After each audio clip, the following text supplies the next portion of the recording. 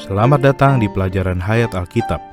Pelajaran Hayat ini dipersembahkan oleh Yayasan Perpustakaan Injil yang menyajikan ministry Watchmeni dan Witnessly. Witnessly melayani Tuhan dengan setia selama lebih dari 70 tahun. Puncak ministrinya adalah penafsiran yang mendalam tentang seluruh Alkitab yang disebut pelajaran Hayat Alkitab. Hari ini kita dengan senang hati menyajikan kutipan dari ministrinya. Di akhir program, kami akan memberikan Anda situs website untuk dapat mengetahui lebih banyak tentang ministri yang luar biasa dari Watchmeni dan Witnessly. Tetapi untuk saat ini, kami harap Anda menikmati program hari ini. Ini adalah pelajaran Hayat Alkitab bersama Saudara Witnessly, program yang dipersembahkan oleh Yayasan Perpustakaan Injil. Di Tiongkok pada awal tahun 1930-an, dua hamba Allah yang setia bekerja bersama hingga Watchmeni dipenjarakan oleh kaum komunis pada tahun 1952. Witnessly bermigrasi ke Taiwan dan akhirnya membawa ministri ini ke Amerika Serikat pada tahun 1962. 12 tahun kemudian, ia memulai pelajaran Hayat Alkitab ini dan dengan setia melanjutkannya hingga selesai pada tahun 1995. Kami bersyukur kepada Tuhan karena dapat membawakan sebagian dari berita-berita tersebut kepada Anda dalam program ini. Saudara Silitonga telah bergabung bersama kita hari ini saat kita memasuki pasal 16 dari Kitab Roma. Saudara Silitonga, ini adalah berita yang luar biasa dalam program kita hari ini. Kita mulai melihat kesimpulan dari Injil Allah di dalam Kitab Roma. Dan saya ingin secara pribadi menyambut Anda kembali ke studio. Baik, terima kasih Saudara Elisa. Dan kita akan diterangi oleh pemandangan yang indah dari kesimpulan Kitab Roma. Jadi kepada para pendengar, bersiaplah untuk berkat yang penuh dengan hayat, terang dan kasih karunia. Haleluya. Saudara Silitonga, seperti yang telah kita sampaikan kepada para pendengar ketika kita memulai pelajaran Hayat Kitab Roma ini, bahwa kita masih berada di bagian awal dari seri ini. Setelah kita menyelesaikan pasal 16, kita akan mengulas lagi kitab ini berdasarkan topik dengan lebih rinci. Kita masih memiliki sekitar 25 program lagi untuk Kitab Roma, jadi kita belum sepenuhnya selesai. Pembahasan di bagian awal seri ini terasa sangat cepat berlalu dan penuh dengan hayat. Saudara Silitonga, tadi saya mengutip perkataan Saudara Witnessly, yaitu kesimpulan Injil Allah. Apa yang dia maksud dengan frasa Injil Allah ini? Iya, dan Saudara Witnessly juga menggunakan istilah perampungan akhir Injil Allah. Frase Injil Allah dalam konteks Kitab Roma sebenarnya memiliki dua makna utama. Yang pertama, Injil itu berasal dari Allah. Ini mengindikasikan bahwa Allah adalah sumbernya dan bahwa seluruh isi Injil ini berasal dari diri Allah sendiri. Tetapi penekanannya sebenarnya ada pada makna yang kedua. Makna yang kedua adalah bahwa seluruh Kitab Roma adalah Injil Allah yang lengkap. Kebanyakan orang-orang hanya menekankan bagian-bagian tertentu dalam Kitab Roma, sehingga mereka hanya mendapatkan Injil yang tidak lengkap. Di dalam pelajaran hayat ini, kita telah melihat Injil yang lengkap, totalitas Injil Allah, yang dimulai dengan orang-orang berdosa di bawah penghakiman Allah yang benar, dan berakhir di pasal 16 dengan gereja-gereja yang tersusun dari kaum beriman yang telah ditebus, dibenarkan, dilahirkan kembali, yang sekarang sedang ditransformasi dan dibangun. Jadi, Injil Allah yang ditekankan di sini adalah seluruh wahyu tentang Allah, Kristus, Roh itu, dan tujuan Allah yang disajikan di dalam Kitab Roma. Terima kasih Saudara Silitonga. Mari bergabung bersama Saudara Witnessly saat kita memasuki pelajaran hayat dari Roma pasal 16. Kini kita tiba pada bagian terakhir, yakni penutup. Meskipun Paulus telah menguraikan banyak, tetapi pada bagian ini, ia masih ingin mengungkapkan hal-hal yang praktis dan dapat dialami. Surat Paulus yang lain, tidak ada yang mempunyai kata penutup yang sepanjang surat Roma ini. Mengapa kata penutup ini begitu panjang? Saya tidak percaya di antara kita ada yang menulis surat dengan cara itu. Tetapi Paulus sangat berhikmat dan berpikiran dalam. Ia tahu setelah membahas pengubahan perlu ditambah dengan perampungan akhir Injil Allah, yaitu hidup gereja yang real. Lagi pula, ia tidak menulis tentang hidup gereja secara doktrinal, melainkan dengan cara yang sangat real. Maka, dalam kata penutup ini, tidak ditemukan doktrin atau ajaran. Setiap hal dalam bagian ini adalah pengalaman dan real. Seperti yang akan kita lihat, Paulus memberitahukan kegairahannya dalam memberitakan Injil dan hasratnya untuk mengunjungi Spanyol. Ia menyatakan bebannya yang berat untuk menyuplai keperluan material bagi kaum beriman di Yudea, dan betapa kaum beriman kafir berniat membantu kaum beriman Yahudi dalam hal tersebut.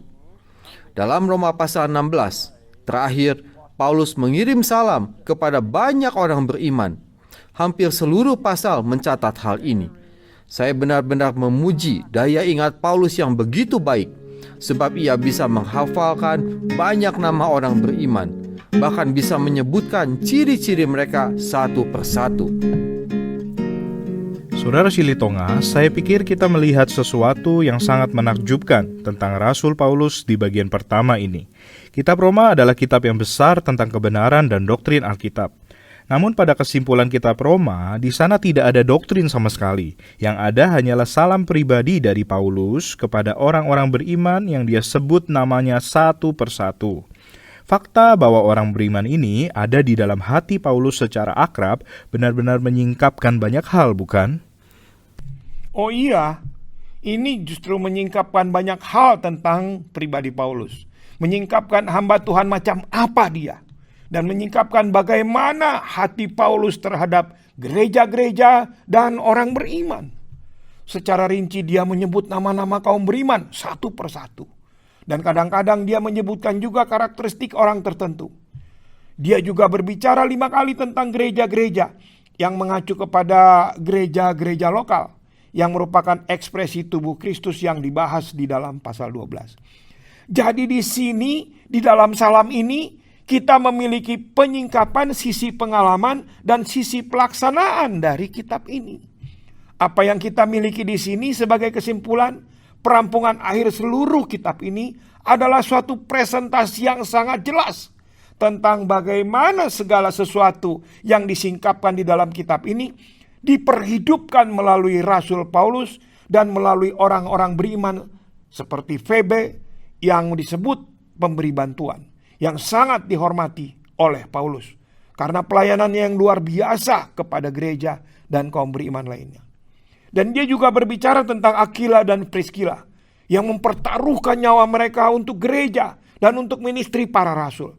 Jadi ketika kita menjamah inti kesimpulan kitab Roma ini dan diterangi oleh penafsiran yang tepat, kita melihat sesuatu yang sangat menyentuh, sangat mustika, dan dapat dialami dan praktis.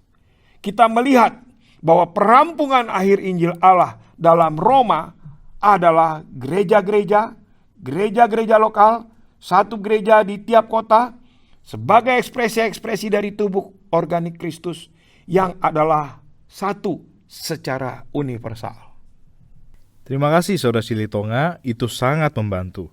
Di ayat-ayat tersebut saya merasakan ada sesuatu yang manis dan memuaskan. Saya rasa ini juga adalah sesuatu yang memuaskan Tuhan. Mari bergabung kembali bersama Saudara Winnesley untuk mempelajari lebih lanjut tentang pelajaran hayat kitab Roma.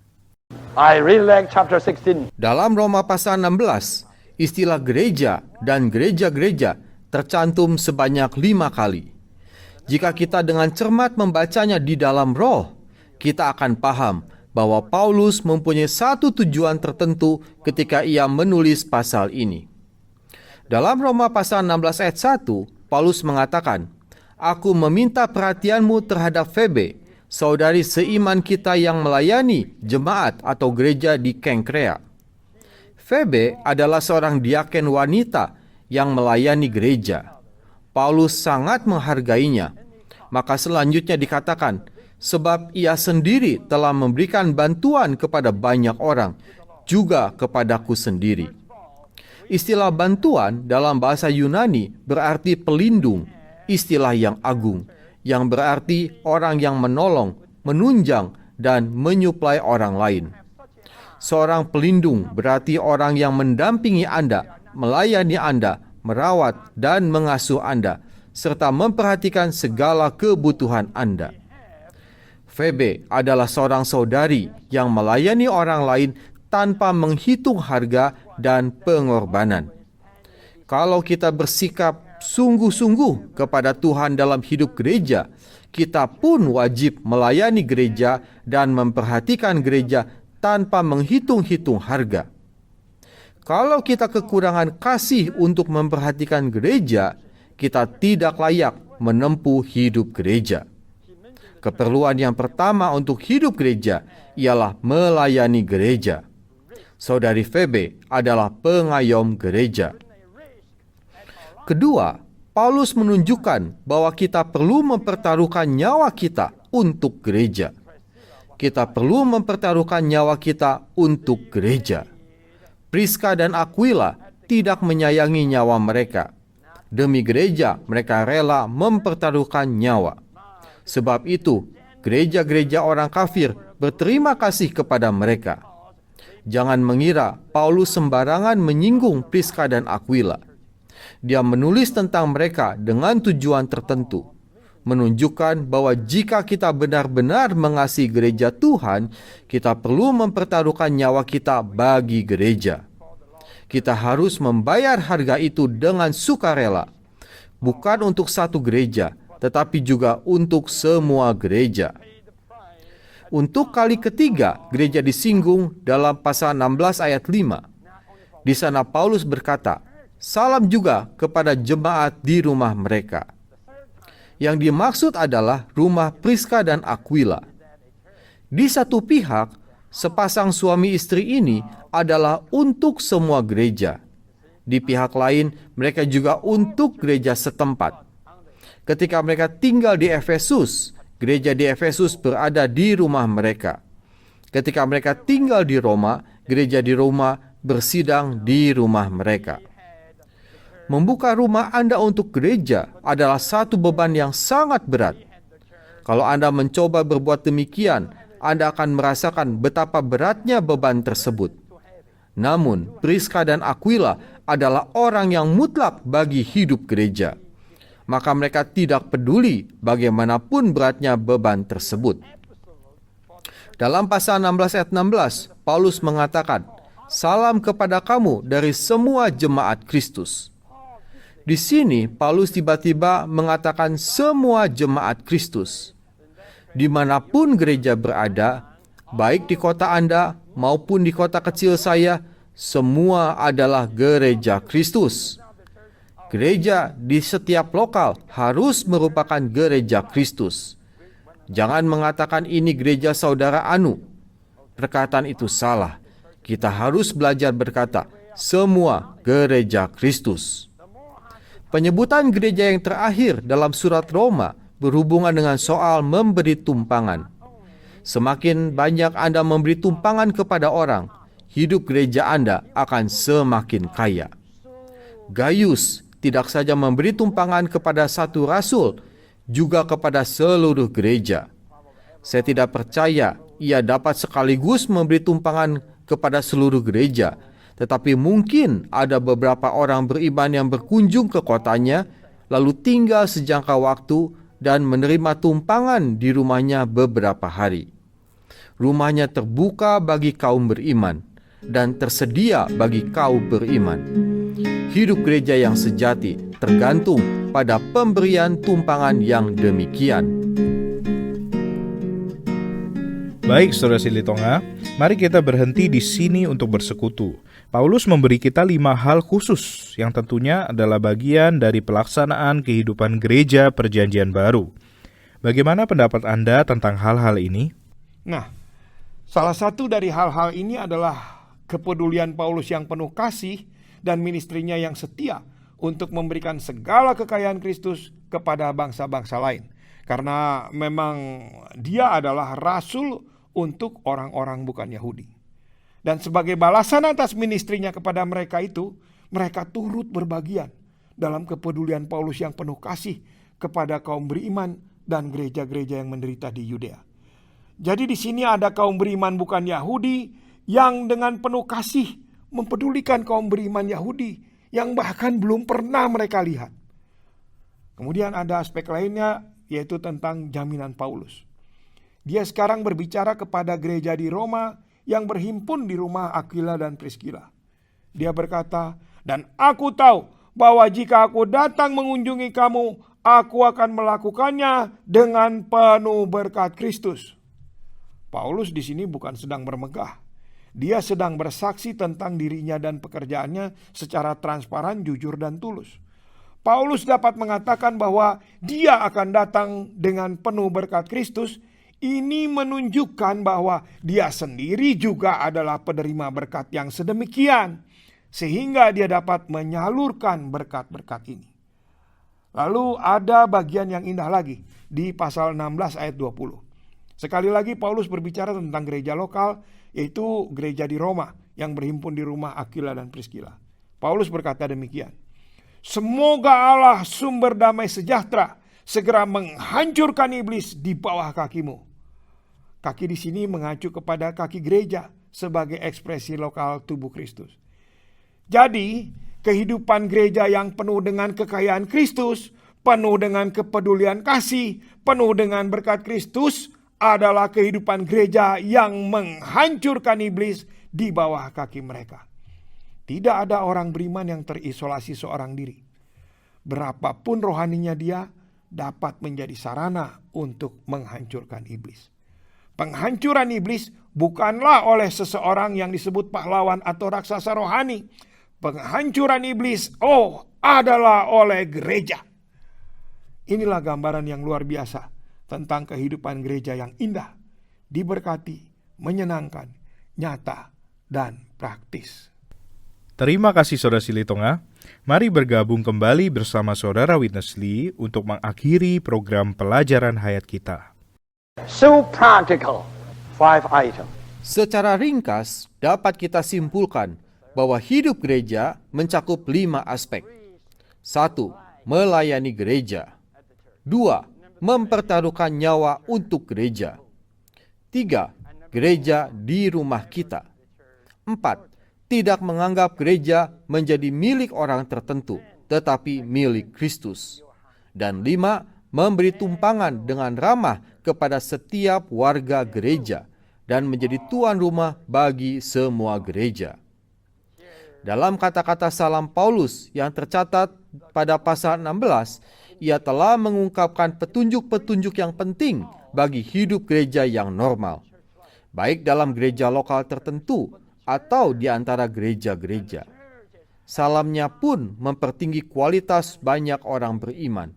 Karena itu, dalam Roma pasal 16, kita nampak gereja-gereja di berbagai tempat dan seluk-beluk hidup gereja sejati yang terlihat pada atribut dan kebajikan kaum beriman. Itulah suatu lukisan hidup gereja sebermula yang sempurna.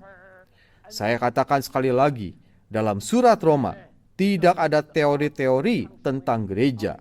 Yang ada ialah hidup gereja yang real. Sebab itu, perampungan akhir Injil ialah hidup gereja.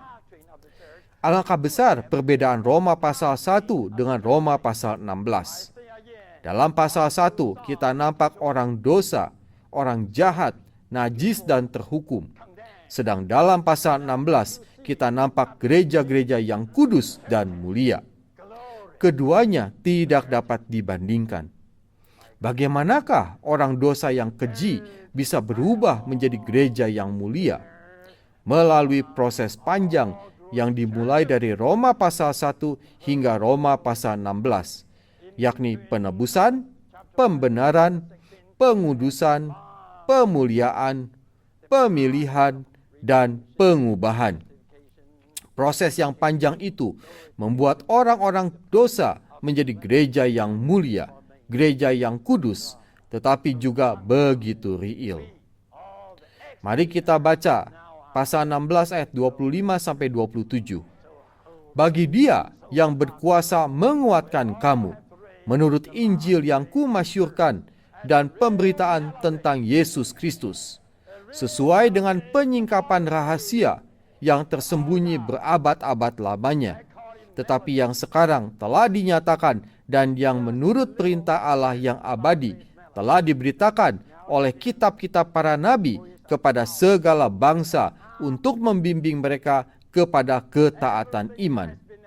Bagi Dia, satu-satunya Allah yang penuh hikmat melalui Yesus Kristus, segala kemuliaan sampai selama-lamanya. Amin. Puji-pujian penutup ini mirip sebuah lagu. Kata Paulus, Allah adalah yang berkuasa menguatkan kamu.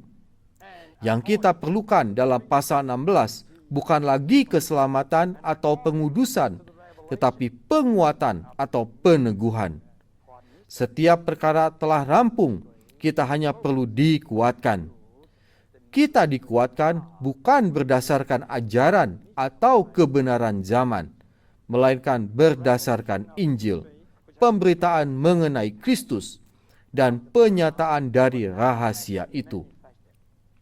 Rahasia yang tersembunyi berabad-abad lamanya dan belum diwahyukan itu terutama ada dua aspek.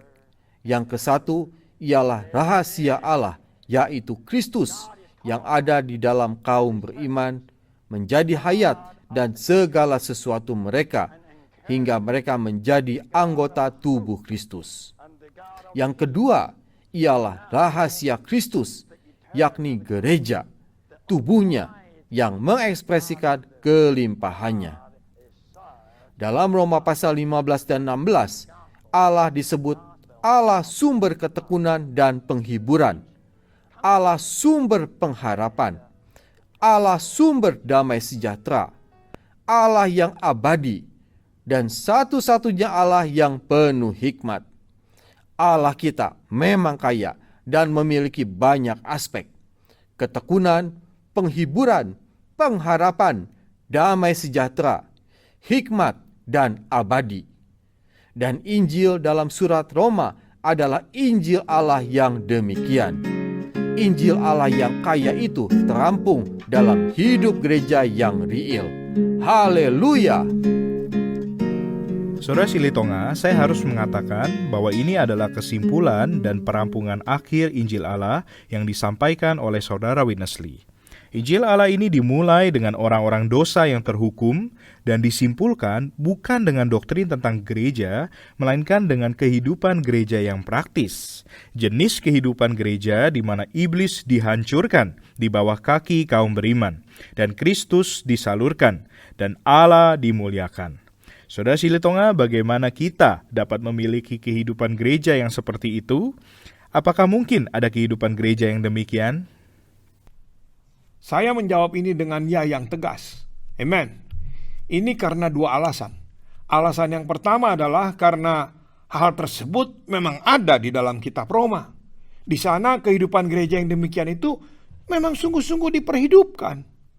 Dan itu sangat mungkin bila kita memiliki 16 pasal kitab Roma secara lengkap. Kita tidak berhenti di pasal 4 seperti yang dilakukan oleh orang-orang yang senang membahas kebobrokan manusia. Atau berhenti di pasal 6 seperti yang dilakukan orang-orang yang menyukai pertapaan. Atau berhenti di pasal 12 seperti yang dilakukan orang-orang yang senang berteori tentang tubuh Kristus. Kita memerlukan ke-16 pasal dari kitab Roma ini. Dan alasan yang kedua adalah karena selama lebih dari 10 tahun saya pribadi telah tinggal, mengalami, dan melayani di dalam kehidupan gereja yang digambarkan Paulus dalam Roma pasal 16 ini. Jadi kehidupan gereja yang demikian ini benar-benar nyata, baik secara pewahyuan maupun secara pengalaman. Saudara Silitonga, saya ingin berterima kasih atas persekutuan Anda hari ini. Seperti yang saya katakan, kita memiliki lebih banyak program dari kitab Roma yang akan datang. Persekutuan Anda sejauh ini telah menjadi bagian yang sangat penting dari pelajaran hayat kita. Dan saya berharap Anda kembali lagi di lain waktu. Saya juga berharap demikian, Saudara Elisa. Dan terima kasih juga kepada para pendengar yang telah bergabung bersama kami. Sampai jumpa kembali dalam pelajaran hayat Alkitab lainnya bersama Witness Lee. Terima kasih telah mendengarkan program ini.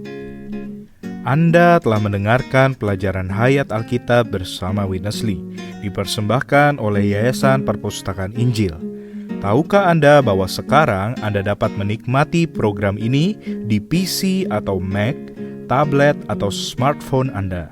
Kunjungi pelajaranhayat.com untuk mengetahui lebih lanjut. Sekali lagi, pelajaranhayat.com. Dan terima kasih sudah mendengarkan program hari ini.